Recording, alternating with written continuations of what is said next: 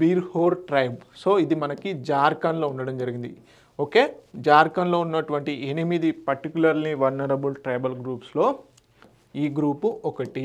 Okay, so మనకి జార్ఖండ్ రాష్ట్రంలో 8 particularly vulnerable tribal groups ఉండడం జరిగింది.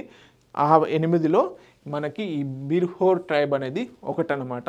సో వీరు బేసిక్గా సెమీ నొమాడిక్, అంటే నొమాడిక్ అంటే సంచార జాతుల కిందికి రావడం జరుగుతుంది. సో వీరు చాలా తక్కువ, వాళ్ళతో పోల్చుకున్నప్పుడు చాలా తక్కువగా సంచారం చేస్తూ ఉంటారు.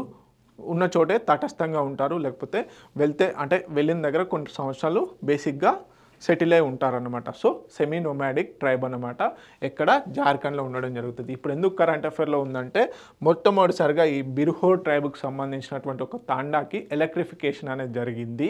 సో అందుకని చెప్పేసి న్యూస్లో ఉండడం జరిగింది. స్వతంత్రం వచ్చిన తర్వాత యాక్చువల్లీ వీళ్ళకు ఉన్నటువంటి సోర్సెస్ ప్రకారం 80 ఇయర్స్లో బేసిక్గా ఇప్పటివరకు ఎలక్ట్రిఫికేషన్ అనేది లేదు. కాకపోతే ఉజ్వల యోజన ఏదైతే ఉందో దాని కింద బేసిక్గా ఫుల్వారియా ఏదైతే ఉందో, ఫుల్వారియా అనే ప్లేస్కి 550 రెసిడెంట్స్ ఉంటారు. ఆ తాండాలో బేసిక్గా వీరికి ఎలక్ట్రిఫికేషన్ అనేది జరిగింది. అందుకని చెప్పేసి న్యూస్లో ఉంది కాబట్టి కంపల్సరీగా చూసుకోవాలి. ట్రైబ్స్ గురించి మనము social issues, society point of వ్యూలో కూడా క్వశ్చన్స్ అడుగుతారు.